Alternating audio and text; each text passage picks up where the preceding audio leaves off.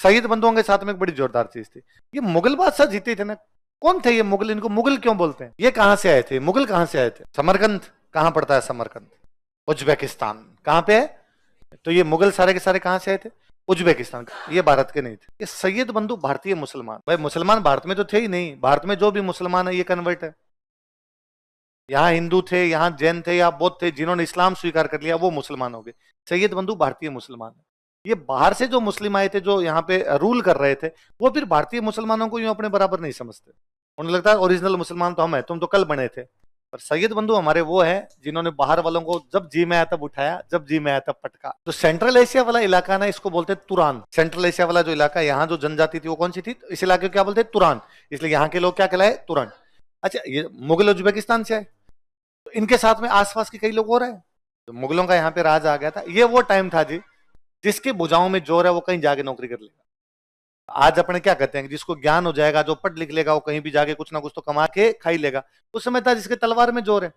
तो एक आदमी ईरान से निकलता अपने 100 भाइयों को लेके, भाई बंधु आसपास के परिवार को लेके, और दिल्ली आया, और दिल्ली आके बादशाह का मैं नौकरी करना चाहता हूँ। बादशाह ने कहा इस युद्ध में जा। युद्ध में गए, जीत के, भले 10 भाई मर गए, 90 तो जीवते रहे।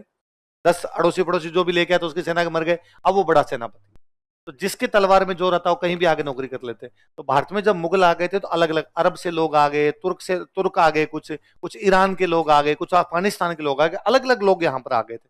उनके बाद में अलग अलग ग्रुप बनते, ईरानियों का ग्रुप अलग, तुरानियों का ग्रुप अलग, अफगानियों का ग्रुप अलग, उज्बेकों का ग्रुप अलग। एक ग्रुप था तुरानियों का, किसका था? उन्होंने मोहम्मद शाह रंगीला को जाके कहा यार ये भारत के मुसलमान है सैयद बंधु, और ये तुम्हें कभी तो उठाते हैं और कभी बिठाते हैं, चार बना दी, तुम चौथा है। फर्रुख शेर को इन्होंने मार दिया, रफीउद्दर्जात और रफीउद्दौला अपनी मौत मर गए, और बनाने वाले तो यही थे, और तेरे को ये इन्होंने बनाया। और ये तेरे कहते हैं उठ जा तो तू उठता है, तेरे कहते हैं बैठ जा तो तू बैठता है। थोड़ी तो शर्म कर रहे हैं। इन भारतीय मुसलमानों से डरता है। फिर मोहम्मद शाह रंगीला में थोड़ा जोश आया तो उसने क्या कह दिया कि तू तो हमें छोड़ दे, हम मार देंगे। इन तुरानी अमीरों ने फिर मार दिया था, सैयद बंधुओं को मार दिया। मोहम्मद शाह रंगीला को सैयद बंधु बनाते हैं। मोहम्मद शाह रंगीला पर अब प्रभाव किसका आ गया? तुरानियों का। इसका एक तो सीधा सीधा मतलब है कि मोहम्मद शाह रंगीला में खुद में लक्षण नहीं है, खुद तो कमजोर आदमी है, और जब खुद कमजोर हुआ तो बाहर वाले अटैक करेंगे। और 1739 में ईरान के राजा ने अटैक कर दिया। ईरान के राजा का नाम था नादिर शाह। अब वहां से रवाना हुआ भाई, है ना, नादिर शाह रवाना हुआ। तो दिल्ली में समाचार मिला कि उधर से आक्रमण करने के लिए कौन आ रहा है? नादिर शाह। पर मोहम्मद शाह रंगीला इतना बेलखना आदमी था, इसको बता दिया उधर से आ रहा है। इसने कहा अभी दिल्ली दूर है, अभी दिल्ली, हनूज दिल्ली दूरस्त। लोगों ने कहा साहब पाकिस्तान में आ गया, उसने कहा अभी दिल्ली दूर। अरे साहब पंजाब में आ गया, अभी दिल्ली दूर। अरे साहब हरियाणा आ गया, अब नजदीक है दिल्ली, हरियाणा क्रॉस करते क्या जाएगी? दिल्ली। तो फिर नादिर शाह अपनी सेना लेके आगे जाता है, एक जगह पड़ती है करनाल, और करनाल में युद्ध लड़ता है। और अब यूं आप अचानक सेना लेके जाओगे तो हारोगे। तो करनाल के युद्ध में नादिर शाह मोहम्मद शाह रंगीला क्या करता है? हरा देता है। मोहम्मद शाह रंगीला का एक मंत्री था, हैदराबाद का था, चिनखलीज खान। युद्ध होने के बाद वो गया और उसने जाके कहा कि हम तेरे को रुपए दे देंगे, तू वापस चला जा। उसने कोई 50 लाख रुपए में कितने समय बात कर ली, इतने रुपए दे देंगे, वापस चला जा। और नादिर शाह मान और गया। ये बापड़ा गरीब आदमी था, इसको 50 लाख ही बहुत बड़े लगे। इसने कहा ठीक है चला जाऊं। अब उसने चिनखलीज खान ने आगे का मजा आ गया, 50 लाख में वापस जा रहा है। अब इसका मतलब कद किसका बढ़ गया? चिनखलीज खान का। कि चिनखलीज खान ने कितने रुपए में लौटा दिया? 50। तो एक मंत्री और था, उसका नाम था बुरहान उल मुल्क। क्या नाम था? उसको लगा कि यार ये यदि हो जाएगा फिर तो कोई मतलब ही नहीं निकलेगा। वो गया और उसने जाकर 50 लाख में मान गया, दिल्ली चल 20 करोड़ दिलवा देंगे। नादिर शाह दिल्ली आ गया। दिल्ली आगे पहले तो उसने उसको कहा, बुरहान उल मुल्क को कहा कि ले दे, उसके पास थे नहीं, तो वो तो फांसी खा गया। उसको लगा ये मारेगा तेरे को। अब नादिर शाह को लगा अब रुपए कहां से लें, तो उसने दिल्ली लूटी। एक एक घर से रुपए निकाले, लाल किले की ईंटें निकाल ली, फिर दबाए हुए तो भी लिए जाएंगे। एक एक बंदे से रुपए ले लो। 6 महीने तक रहा था, क्या दिल्ली में कत्लेआम मचाया उसने। तो कहते हैं जब वो दिल्ली बैठा था ना लाल किले पे कब्जा करके, मोहम्मद शाह रंगीला को एक कमरा दे रखा कि चुपचाप बैठा रहा, इसमें दिल्ली हमारे कंट्रोल में आएगी। एक दिन उसके कुछ सैनिक दिल्ली में घूमने के लिए गए। दिल्ली की जनता बड़ी अग्रेसिव है। आप विराट कोहली को और आप देखो मैच में ही लड़ लेते हैं, तो दिल्ली में है थोड़ा, दिल्ली में गाड़ी भिड़ जाएगी तो लोग रोड पे ही लड़ लेंगे, इस प्रकार की चीजें। क्योंकि बॉम्बे के कहते हैं कि बॉम्बे यूं बड़ा शांत है, वहां पे कोई गाड़ी भिड़ी तो एक दूसरे को दोनों सॉरी बोल के निकल जाएंगे। कोई दिल्ली में नहीं भिड़ी, टच भी वेन थोड़ी सी हूं तो भी कोई नीचे आ जाएगा आपसे लड़ाई करने के लिए। तो दिल्ली की जनता बड़ी अग्रेसिव। दिल्ली की जनता को पता नहीं किसने ये समाचार दिया कि लाल किले में नादिर शाह को मोहम्मद शाह रंगीला ने मार दिया। और दिल्ली की जनता को लगा कि मोहम्मद शाह रंगीला ने नादिर शाह को मार दिया, मतलब ईरान के बादशाह को मार दिया। तो उनके सैनिक घूम रहे थे, दिल्ली की जनता पड़ी 2-4 सैनिकों को मार दिया। और बादशाह ने उसको मार दिया, अपने इनको मार देते हैं। ये बात पता चली नादिर शाह को कि बाहर दिल्ली में मेरे सैनिकों को मारा जा रहा है। नादिर शाह अपनी तलवार निकालता है बाहर, और तलवार बाहर निकाल के और घोषणा करता है कि दिल्ली में जितने लोग हैं सबको काट दिया जाए। क्या कत्लेआम मचाया उसके सैनिकों ने, लोगों को घरों से बाहर निकाल निकाल के गर्दनें उड़ाई गई थी सबकी। फाइनली लाल किले में जामा मस्जिद है, जामा मस्जिद के जो मौलवी साहब है वो यूं घुटनों के बल चलते हुए आए थे नादिर शाह के पास, और नादिर शाह को आगे कहा था कि नादिर शाह अब ये तेरी तलवार म्यान में, उसने कहा था जब तक तलवार बाहर रहेगी तब तक दिल्ली में कत्लेआम चलेगा, तो तलवार अंदर डाल दे, क्योंकि दिल्ली में जिंदा कोई बचा ही नहीं। या तो दिल्ली के लोग भाग गए हैं या दिल्ली के लोग मार दिए गए। यदि तू अल्लाह है, यदि तू भगवान है, तेरे में इतनी पावर है कि मुर्दे को जिंदा कर सकता है, तब तो जो मर गए उनको जिंदा कर करके वापस मार दे, वरना अब दिल्ली में कोई नहीं बचा है। तब उसने जाके अपना अंदर डाला वापस। इसलिए आज दिन तक कोई ऐसा कानून जिससे जनता को नुकसान पहुंचता हो उसको नादिर शाही कानून बोलते हैं। या तो नादिर शाह ने कानून निकाला था दिल्ली काट दी जाए, या आज कोई भी कानून आ जाए जिससे जनता को नुकसान पहुंचता हो, जनता का पीड़ा पहुंचती हो, तो उसको क्या बोला जाता है? नादिर शाही कानून। तो उसने दिल्ली को लूटी और दिल्ली में क्या मचाया था? कत्लेआम। तो कहते हैं नादिर शाह ना डेली दिल्ली का धन लूटता। एक डांसर थी दिल्ली में कोई नूरबाई, ये उसका डांस देखने जाता डेली, नूरबाई को बड़ा पसंद करने लग गया था। तो नूरबाई को डेली जाके बताता आज इतने लाख रुपए मिल गए, आज 2 लाख, आज 3 लाख, आज 5 लाख। नूरबाई एक दिन परेशान हो गई। नूरबाई ने कहा ओए ये तेरे 2 लाख 5 लाख चिंदी चोर जैसे बता के जाता है, इतने तो मेरे पास ही पड़े हैं। दिल्ली के बादशाह के पास केवल 2 लाख 4 लाख लूट के तू राजी हो रहा है। दिल्ली का बादशाह, उसके पास तो केवल एक हीरा है, उसकी कीमत इतनी है जितनी दुनिया के सारे पैसे नहीं हो। तो क्या बात करते इतने? अरे कि कोहिनूर है उसके पास। उसने कहा हमने लाल किले की एक एक ईंट निकाल दी, तो कोहिनूर है कहां? मिलात नहीं। तो उसने कहा पगड़ी में, वो अपनी पगड़ी के अंदर डाल के रखता है। तो नादिर शाह उस दिन मोहम्मद शाह रंगीला के पास आया और उसने आगे मोहम्मद शाह रंगीला कहा कि हम दोनों धर्म भाई बनेंगे। धर्म भाई समझते हो कि हम दोनों आपस में भाई बनेंगे। और उस समय रिवाज था कि जब भाई बनते थे एक दूसरे की पगड़ी लेते, एक्सचेंज कर। इसका मतलब है भाई आप मेरे भाई हो, आपकी पगड़ी मेरे सिर है, इसका मतलब आपका मैं कभी अपमान होने नहीं दूंगा, आपकी पगड़ी झुकने नहीं दूंगा मैं। तो मोहम्मद शाह रंगीला ने कहा बिना पगड़ी के भी धर्म भाई बन जाए तो ठीक नहीं रहे। नहीं नहीं पगड़ी दे। मोहम्मद शाह रंगीला ने पगड़ी दी। पगड़ी के साथ क्या गया? नूरबाई के चक्कर में कोहिनूर चला गया अपना। तो जाते हुए एक तो कोहिनूर लेके गया था, एक लेके गया था मयूर सिंहासन, जिसपे मुगल बादशाह बैठता था ना, पीकॉक थ्रोन, पीकॉक थ्रोन था, वो लेके गया था। फिर नादिर शाह जब मर गया था ना, तो नादिर शाह के मरने के बाद में ईरान का जो राज था अफगानिस्तान के पास आ गया था। नादिर शाह का एक सेनापति था, उसका नाम था अहमद शाह अब्दाली, ये अफगानिस्तान का था। तो नादिर शाह के कोई बेटा बेटा था नहीं, तो फिर नादिर शाह के राज पे किसने कब्जा कर लिया था? तो फिर अहमद शाह अब्दाली भी भारत पर अटैक करता है 1748। नादिर शाह से हीरा किसके पास आ गया था? अहमद शाह अब्दाली। फिर अहमद शाह अब्दाली मर गया तो इसके परिवार में लड़ाई हो गई। इसका एक पोता था शाह सुजा, इसके पोते का नाम भी शाह सुजा था। वो हीरा उसके पास आ गया, वो भाग के आ गया अपने पंजाब। उसके भाई उसको राजा नहीं बनने दे रहे थे, वो भाग के पंजाब आ गया। और अपने पंजाब में महाराजा साहब थे रणजीत सिंह जी। कौन थे? तो उसने रणजीत सिंह जी को हीरा दिया कि मेरी सहायता करो। रणजीत सिंह जी ने हीरा लिया, फिर भगा दिया उसको। तो हीरा किसके पास आ गया? रणजीत सिंह। रणजीत सिंह जी से उनके बेटे के पास में आ गया, बेटे का नाम था दलीप सिंह। दलीप सिंह को अंग्रेज अपने साथ ही ले, अंग्रेजों ने पंजाब पे कब्जा किया, दलीप सिंह को साथ में ले गए। दलीप सिंह को उन्होंने इंग्लैंड में पढ़ाया था, इंग्लैंड में दलीप सिंह रहे थे, इंग्लैंड में उनकी बाद में मृत्यु हुई थी वहीं पर। तो हीरा बाद में किसके पास चला गया? अंग्रेजों के। और तब से उनके पास उनकी रानी लगाती है, उनकी रानी का, उनका रानी या राजा जो भी बनता है, वो जब अपना वो मुकुट पहनता है, उस मुकुट में क्या लगाया जाता है? कोहिनूर। अपने वापस लेना है। अभी तक लिया नहीं, कमजोर है अभी, हम थोड़े शक्तिशाली होंगे तब लेंगे, अभी तो इंग्लैंड देगा नहीं अपने को। हाँ, ऋषि सुनक जब प्रधानमंत्री बना था ना, तब चांस था, वो इंडियन था, क्या पता धीरे से सरका देता है इधर। हाँ धर्म भाई उसको धर्म भाई बना लिया हमने इंग्लैंड वालों को। मोदी जी कह देंगे, मोदी जी एक बार जाकर दो भाई और बहना तुम सारे मेरे धर्म भाई हो, पगड़ी दो मेरे को तुम्हारी। अब राजा कमजोर है तो क्या बाकी लोग उसकी बात मानेंगे? दो चीजें, एक तो राजा कमजोर है, एक भारत के बाहर से हमले हो रहे हैं। होता क्या था, जैसे ये भारत है मान लो ना, मुगल बादशाह के पास में गुजरात है, गुजरात पर मुगल बादशाह का राजा, मुगल बादशाह खुद रहता है दिल्ली, मुगल बादशाह के पास में इधर मालवा है, मुगल बादशाह के पास में मान लो नीचे हैदराबाद है, मुगल बादशाह के पास में इधर यूपी में अवध है, मुगल बादशाह के पास में इधर बंगाल है, सब इलाकों में मुगल बादशाह कब्जा है। अब सब जगह कैसे संभालेगा मुगल बादशाह? एक बंदा यहाँ रहेगा, एक बंदा यहाँ रहेगा, एक बंदा ऐसे करेगा, सब जगह उसके बंदे रहेंगे। और ये क्या करेंगे? यहाँ से टैक्स लेके दिल्ली देंगे, यहाँ से टैक्स लेके दिल्ली, यही करेंगे। अब जब राजा ये कमजोर हुआ ना, तो इन लोगों को जो यहाँ टैक्स लेने के लिए बैठते, इनको लगा टैक्स क्यों दे, किस बात का, इसमें तो औकात है नहीं अपने से ले। वरना क्या होता, पहले भी मना कर दिया कर, जैसे पहले मान लो ये कर देता कि मैं नहीं दूंगा, तो यहाँ जो बैठा था वो कहता वहीं रुकना, मम्मी की सोगने हिलना मत वहां से, मैं आ रहा हूँ। वो जाके पीटता उसको, उससे ज्यादा टैक्स ले लिया करता।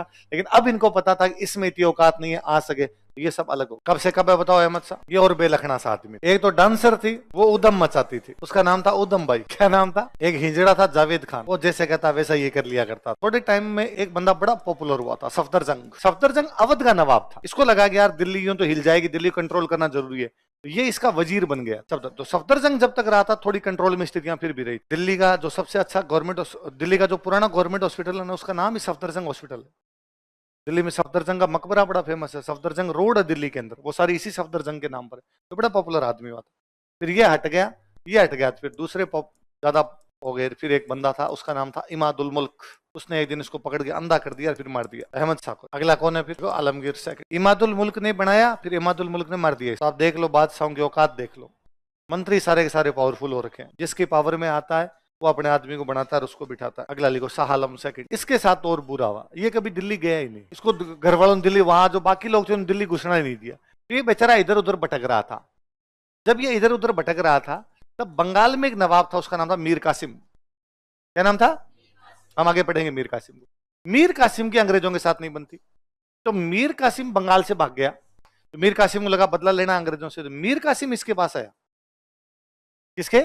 सालम। सालम सेकंड इधर यूपी में भटक रहा है बेचारा। उसने कहा यार तू दिल्ली का मुगल बादशाह है, तू मेरा साथ दे, और यदि अंग्रेजों को अपने हरा देंगे तो मैं तेरे को कहां बिठा दूंगा? दिल्ली। और एक अवध के नवाब को अपने साथ मिला लिया। अवध के नवाब का नाम था सुजाउद्दौला। क्या नाम था? तीन लोग मिल गए। कौन कौन? मीर कासिम, सालम सेकंड और सुजाउद्दौला। अंग्रेजों से लड़े। इनके पास, तीनों के पास फौज थी 1 लाख, अंग्रेजों के पास थे 7,000। इनको भगा भगा के मारा 7,000 में, है ना। बक्सर का युद्ध। युद्ध शुरू होता है, युद्ध शुरू होते सबसे पहले सालम सेकंड अंग्रेजों के पास जाता है कि सॉरी गलती हो गई, गलती से चला गया था, अंग्रेजों का मुर्गा बन जाए। मीर कासिम भाग ही गया। मीर कासिम को लगा पकड़ लिए गए तो मारे जाएंगे अपने। सुजाउद्दौला के साथ बाद में अंग्रेज संधीन करते हैं। अब जब लास्ट में अंग्रेजों ने युद्ध खत्म, अंग्रेजों ने पूछा कि तू उधर गया ही क्यों था? तो उसने कहा मीर कासिम ने मेरे कहा था कि मैं तेरे को दिल्ली ले जाऊंगा और मैं तेरे रहने खाने पीने का जुगाड़ कर दूंगा। तो अंग्रेजों ने कहा तेरे पास रहने खाने कुछ नहीं। उसने कहा कुछ ही नहीं है, मैं तो भटकता घूम रहा हूँ। तो अंग्रेजों ने कहा रहने खाने पीने का जुगाड़ हम करेंगे, पर दिल्ली नहीं रहना पड़ेगा, तो तू रहेगा इलाहाबाद। अच्छा, जब इसको इलाहाबाद भेजा था ना, तब मराठे थोड़े कमजोर थे। थोड़े दिनों में मराठे शक्तिशाली हुए। तो मराठों के एक सेनापति, उनका नाम है महादजी सिंधिया। महादजी सिंधिया इसके पास गए, इलाहाबाद गए, और महादजी सिंधिया ने इसको जाकर, मुगल बादशाह है तू, क्या ये इलाहाबाद में बैठा हुआ है, दिल्ली चल। तो उसने कहा दिल्ली जाऊंगा तो अंग्रेज पेंशन बंद कर देंगे। तो महाजी सिंधिया ने कहा मैं दे दूंगा, मराठे हैं महाजी सिंधिया, हम दे देंगे, तू दिल्ली चल। तो महाजी सिंधिया इसको कहां लेके गए? तो बापड़ा दिल्ली चला गया। अब अंग्रेजों और मराठों के बीच में, महाजी सिंधिया कौन है? मराठे। अंग्रेजों और मराठों के बीच में लड़ाई हो गई, मराठे फिर हार गए, अंग्रेज चले गए दिल्ली। तो इसने कहा सॉरी। तो 1803 में अंग्रेज दिल्ली पर कब्जा करते हैं। फिर इसको पेंशन कौन देते हैं? अंग्रेज। मतलब पहले पेंशन लेता था अंग्रेजों की, फिर ली थी मराठों की, फिर किसकी ले ली थी? काहे के मुगल बादशाह? किस बात के मुगल बादशाह? बापड़े यूं इधर उधर घूम रहे हैं। वो जो अंग्रेज था ना जिसने दिल्ली पर कब्जा किया था, वो था डेविड ऑक्टरलोनी। मंत्रियों में कैसे लड़ाई चल रही है? जिस मंत्री की जी में आती है तो कुछ बाकी मंत्री पावरफुल हो रखे, उन्होंने भगा दिया, भाग गया। दिल्ली खाली ही पड़ी है। सालम सेकंड इधर उधर भागता हुआ घूम रहा है, इसको तो कोई बादशाह भी नहीं मानता। अंग्रेजों ने पेंशन दी, तब लोगों ने कहा अच्छा तू बादशाह है क्या? तो दिल्ली नहीं जा पाया। फिर महाजी सिंधिया ने कहा तू बादशाह है तो कहां चल? दिल्ली। तो दिल्ली गया। तो अंग्रेज मराठों के पीछे पीछे दिल्ली चले गए। तो अंग्रेजों ने कहां पर कब्जा कर लिया? दिल्ली। तो दिल्ली पर कब्जा करने वाला अंग्रेज कौन था? David Ochterlony. कौन था? बड़ा मस्त आदमी था, ये दिल्ली रहता था। तो जब दिल्ली पे कब्जा किया तो सालम बड़ा राजी हुआ, और सालम ने अंग्रेजों का स्वागत है तुम्हारा, और तुम आ गई, ठीक है, मैं मराठों की तरफ नहीं हूं, मैं अभी तुम्हारी तरफ हूं, तुम मेरे को पेंशन दे दो। और इसने डेविड ऑक्टरलोनी को उपाधि दी थी नसीर। नसीर का मतलब होता रक्षक। तूने मेरी रक्षा की है, तूने दिल्ली की रक्षा की, इसलिए तू क्या है? नसीर। ये बड़ा मस्त आदमी था। इसने 14 शादियां की थी, डेविड ऑक्टरलोनी 14 शादियां की थी, 14 इंडियन। और इसके दिल्ली में वैसे फोटो है इसके, ये बीच में बैठा है, 7 इधर बैठी है, 7 इधर बैठी है, और हुक्का पी रहा है। और हुक्के की जो वो पाइप है वो लंबी है, खुद खींचता है, फिर थोड़ा सुट्टा मार, सारी लुगाइयां और सुट्टा मार रही है। और दिल्ली में घूमने जाता था तो 15 हाथी मंगवाते, बीच वाले भी खुद बैठता, 7 हाथी इधर 7 हाथी इधर, पूरा फील लिया करता था। कोरोना के अंदर दिल्ली में एक मस्जिद गिर गई, मस्जिद बनी हुई थी पुरानी, वो गिर गई। तो लोगों ने कहा अरे मस्जिद गिर गया, बहुत पुरानी मस्जिद थी, बहुत पुरानी मस्जिद थी, बारिश आई तो गिर गई। बहुत पुरानी कब की? 200-300 साल पुरानी मस्जिद। अरे 200 साल पहले किसने बनवाई थी? तो पता चला डेविड ऑक्टरलोनी की वाइफ बना के गई थी। तो डेविड ऑक्टरलोनी कोरोना में वापस आया चर्चाओं में, अरे इसकी कोई वाइफ थी, उसने यहाँ मस्जिद बनवाई थी, वो मस्जिद अब गिर गई। यही बंदा बाद में मराठों को हरा के अजमेर पे कब्जा करता है। इसने मराठों को 2 जगह रहा है, पहले कहां पे रहा है? दिल्ली, बाद में कहां पे रहता है? इसने अजमेर पे कब्जा किया। अजमेर पे कब्जा करने के बाद लगा कि अजमेर की रक्षा के लिए सेना रखनी पड़ेगी, तो अजमेर की रक्षा के लिए इसने सेना रखी। इसकी उपाधि क्या थी? नसीर। इसलिए इसने शहर बचाया नसीराबाद। नसीराबाद का नाम डेविड ऑक्टरलोनी के नाम। किसके नाम पे है? नसीर ने आबाद किया, आबाद मतलब बसाना, नसीर ने आबाद किया, इसलिए शहर का नाम क्या है? तो आप कभी नसीराबाद के अंदर से निकलो तब किसको याद करोगे? डेविड डॉक्टर लो नहीं। अगला राजा लिखो अकबर। अब मुगल बादशाह को पेंशन कौन देते हैं? अंग्रेज। कौन देते हैं? अंग्रेज। अब आप देखो फर्रुख शेर के टाइम में अंग्रेजों ने मुगल बादशाह कहा था कि हमें बॉम्बे टकसाल के सिक्कों को मान्यता, हमारे बॉम्बे में जो सिक्के हैं वो भारत के अंदर चल सकते। मान्यता कौन दे रहे हैं? मुगल बादशाह। मुगल बादशाह अंग्रेजों का रहा है तुम्हारे सिक्के भी चल सकते हैं। कब की बात है? 1717। कब की बात है? 17। अब 1806 में, 90 साल का टाइम ही नहीं बीता है, अंग्रेजों ने इस अकबर सेकंड को कहा कि भारत में तुम्हारे नाम लिखे हुए सिक्के नहीं चलेंगे, भारत में मुगलों का कोई भी सिक्का चलेगा। भारत में सारे सिक्के किसके चलेंगे? वो मुगल बादशाह जो कभी अंग्रेजों को कह रहे थे कि बॉम्बे बॉम्बे वाले सिक्के चल सकते हैं, उन मुगल बादशाहों को अंग्रेज कह रहे हैं अब तुम्हारे नाम के सिक्के चलेंगे। ये अपने आप बताता है कि मुगल बादशाह क्या होते जा रहे हैं। फिर अंग्रेजों ने इसकी पेंशन बंद कर दी। सालम सेकंड को पेंशन मिलती थी, अंग्रेजों ने किस बात की पेंशन बंद कर दी? फिर इसने बंगाल से एक आदमी को बुलाया, उस आदमी का नाम था राम मोहन रॉय। उसका मेरी पेंशन शुरू करवा, मैं तेरे को राजा की उपाधि देता हूँ। क्या उपाधि देता हूँ? इसलिए आजकल उस आदमी को आप बोलते हो राजा राम मोहन रॉय। तो उस राजा जो लगा उसके, वो राजा की उपाधि किसने दी थी? और राजा राम मोहन राय लंदन गए, इसकी पेंशन शुरू करवाई थी। खुद तो राजा है नहीं, लोगों को राजा की उपाधि बांट रहा है। तो ऐसा ही है, मैं तुम्हें कह दूं मैं तुम सबको एक एक हेलीकॉप्टर गिफ्ट करूंगा। हाँ सर, खुद तो है ही नहीं। लास्ट कौन है? बहादुर शाह सेकंड। भला आदमी था बेचारा, बोला बड़ा एकदम। अंग्रेज पेंशन दिया करते थे और बैठा बैठा कविताएं लिखता था, और कविताओं में खुद का नाम लिख लिया था जफर। और ये जितने भी अपने कवि होते हैं ना, ये अलग अलग नामों से लिखते हैं। अभी देखो आपने गालिब बोला, क्या नाम था गालिब का? गालिब का नाम गालिब था सर। तूने गालिब की शायरी सुनाई, तू बताएगा नाम। असदुल्ला खान। अब आपको कहते असदुल्ला खान कौन है तो आपको भगवान जाने कौन है सर। मैं कहता हूँ गालिब तो आप जानते हो। ऐसे सूर्यकांत त्रिपाठी। और मेरे को सब ज्यादा नाम तो जोरदार उनका लगता है, सचिदानंद हीरानंद वात्स्यायन। कविताएं पूरी जिंदगी किस नाम से लिखी? क्या होता है आज्ञा का मतलब? जिसके बारे में ज्ञान नहीं किया जा सके, है ना। अज्ञात तो जो एकदम ही उस कैटेगरी के अंदर ही चला गया, जिसका पता ही ना हो, जिसके बारे में ज्ञान नहीं हो हमें, उसको क्या बोलते हैं? प्रेमचंद जी का नाम सुना है? मुंशी प्रेमचंद। प्रेमचंद जी एक मैगजीन निकालते थे, उस मैगजीन का नाम था हंस। क्या नाम था? हंस। कौन निकालते? आपको ये जो साहित्यिक मैगजीन होती है, लिटरेचर वाली मैगजीन होती है, या कोई भी, कई बार अखबार में भी आता है, यदि आप भी अपनी कहानी छपवाना चाहते हैं तो हमें इस पते पर लिखकर भेजें। आता है। तो उस मैगजीन में एक आता था, कॉलम आता था, यदि आप भी अपनी कविता छपवाना चाहते हैं तो हमें इस पते पर लिखकर भेजें। उस समय सच्चिदानंद हीरानंद वात्स्यायन छठी क्लास में पढ़ते थे, 6। घर में मैगजीन आती थी, इनको लगा मेरे को कविता आती है, तो वो कविता भेजी प्रेमचंद जी के पास, पर डर के मारे उसमें खुद का नाम नहीं लिखा। लगा कि यदि मैंने खुद का नाम लिख दिया और कविता छप गई, घर पे आएगी तो घर वाले पढ़ लेंगे, घर वालों को कहेंगे तू पढ़ाई तो करता नहीं, क्या लिखता रहता है कविताएं, तो नाम लिखा ही नहीं। प्रेमचंद जी को कविता पसंद आई, अब प्रेमचंद जी ने वो कविता छाप दी। छापी तो अब नाम क्या लिखे? नाम तो लिखा हुआ ही नहीं है, तो प्रेमचंद जी ने अपनी तरफ से नाम लिख दिया आगे। क्या लिख दिया? वापस आई मैगजीन आई, इस बार महीने की मैगजीन आई, देखो और मेरी कविता छप गई, नाम क्या लिखा नीचे आगे? फिर पूरी जिंदगी किस नाम से लिखा? फिर आगे नाम से फेमस ही हो गए थे, जबकि नाम क्या था वास्तव में? सच्चिदानंद हीरानंद वाह। अच्छा, वात्स्यायन नाम के अपने भारत में एक बहुत पुराने राइटर हैं जिन्होंने बुक लिखी थी कामसूत्र। जो कामसूत्र बुक लिखी हुई है वो गुप्ता काल के अंदर गुप्ता एरा में लिखी है, वो किसकी लिखी हुई है? वात्स्यायन। किसके? वात्स्यायन। अब वो वात्स्यायन बहुत फेमस हुए, इनको वात्स्यायन नाम से कोई जानता नहीं, इनको किस नाम से जानते? आगे। इनका एक किस्सा, ये जर्मनी गए हुए थे ये कोई मीटिंग में भाग लेने के लिए, तो वहां जो भारत की जो अधिकारी थी वहां जर्मनी के अंदर, वहां जर्मनी के कुछ साहित्यकार आए हुए हैं और कुछ साहित्यकार आए हुए हैं भारत के, और वो एक अधिकारी है इंडियन को आईएएस लगी है वहां पर, वो इंट्रोडक्शन करवा रही है जर्मनी वालों को भारत वालों का और भारत वालों का जर्मनी वालों। उसको बेचारी को दिमाग से निकल गया, उसको लगा वात्स्यायन, उसने नाम देखा पूरा सच्चिदानंद हीरानंद वात्स्यायन, साहित्य वाहित्य नहीं पढ़ती होगी, तो उसने इंट्रोडक्शन कराया, तब उसने कहा कि सच्चिदानंद हीरानंद वात्स्यायन राइटर ऑफ कामासूत्रा। उधर जर्मनी वालों का वाह, क्योंकि वो बुक बड़ी पॉपुलर थी, और हाथ वाथ मिलाया, सबने यूं ऑटोग्राफ लिए। वात्स्यायन कहते हैं मैंने किसी को बताया भी नहीं, मैं वो नहीं हूं। वाह भाई, मिल रही है तो अपने बताने की कोई आवश्यकता। अच्छा, ये मैंने प्रेमचंद जी की मैगजीन का नाम क्या बताया? ये मैगजीन 2 लोग मिलकर निकालते थे, एक व्यक्ति का नाम है कन्हैयालाल माणिक्यलाल मुंशी और दूसरे व्यक्ति है प्रेमचंद। 2 लोग मिलकर निकालते हैं, कौन कौन बताओ? कन्हैयालाल माणिक्यलाल मुंशी, और जो आप के एम मुंशी, संविधान सभा में कहीं के एम मुंशी का नाम पड़ा होगा, वो के एम मुंशी यही है, कन्हैयालाल माणिक्यलाल मुंशी। अब जब नाम मैगजीन आएगी, 2 लोग निकालते हैं, 2 लोगों के नाम लिखने पड़ेंगे। अच्छा, मैगजीन निकालने वाले जो होते हैं इनको बोलते हैं संपादक, इंग्लिश में अपने कहते हैं एडिटर, जो एडिट करे क्या छपेगा और क्या नहीं छपे। 2 संपादक है तो लिखा हुआ था संपादक द्वे, और नीचे नाम लिखे कन्हैयालाल, पर ये नाम मैगजीन पर लंबा हो रहा था, तो मुंशी जी ने कहा मेरे नाम का ये हटा दो, ये कर दो मुंशी कोमा प्रेमचंद। धीरे धीरे लोगों ने कोमा हटा दिया, मुंशी प्रेमचंद के नाम में मुंशी, मुंशी का ही प्रेमचंद जी का ही नहीं, मुंशी प्रेमचंद के नाम में जो मुंशी है वो कन्हैयालाल माणिक्यलाल मुंशी का मुंशी है। कन्हैयालाल माणिक्यलाल मुंशी का पीछे वाला मुंशी प्रेमचंद जी के आगे जुड़ गया। अच्छा, आज यदि किसी को यह कह दिया जाए कि प्रेमचंद को जानते हो क्या, तो लोग जल्दी से समझे नहीं कौन। मुंशी प्रेमचंद को जानते हैं, सारे जानते हो, जबकि मुंशी प्रेमचंद मुंशी उनका ही नहीं। मुंशी किसका है? हाँ, तो कई नाम कितने पॉपुलर होते हैं। मैं सीधा पूछूं, बहादुर शाह सेकंड के बारे में जानते हो क्या? अपने नहीं जाने। मैं कहूं बहादुर शाह जफर के बारे में जानते हो क्या? कोई ना कोई उसको जान जाएगा। तो वो ये बंदा है।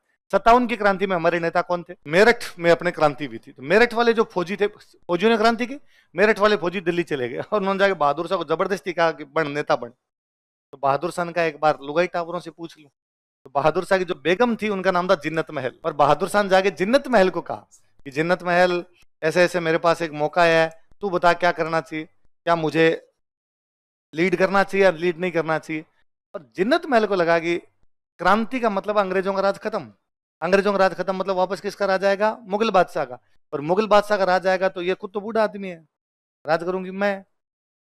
और से वापस याद आया कि कभी जहांगीर का राज था, और जहांगीर तो दारू पी के पड़ा रहता था, राज करती थी उसकी बेगम नूरे जहां। कौन करती? वैसे वैसे अब राज करूंगी मैं, जिन्नत महल। उसने बहादुर शाह कहा कि नहीं, आपको लीड करना चाहिए। तो बहादुर शाह को मरवाने वाली महिला कौन? फाइनली अंग्रेजों ने जब दिल्ली पर कब्जा किया, पहले क्रांति हुई थी, अंग्रेजों को भगा दिया था दिल्ली से, अंग्रेजों ने गिरफ्तार किया था, तब बेचारा बहादुर शाह जफर हुमायूं के मकबरे में बैठा हुआ था, वहां से निकाला था बाहर।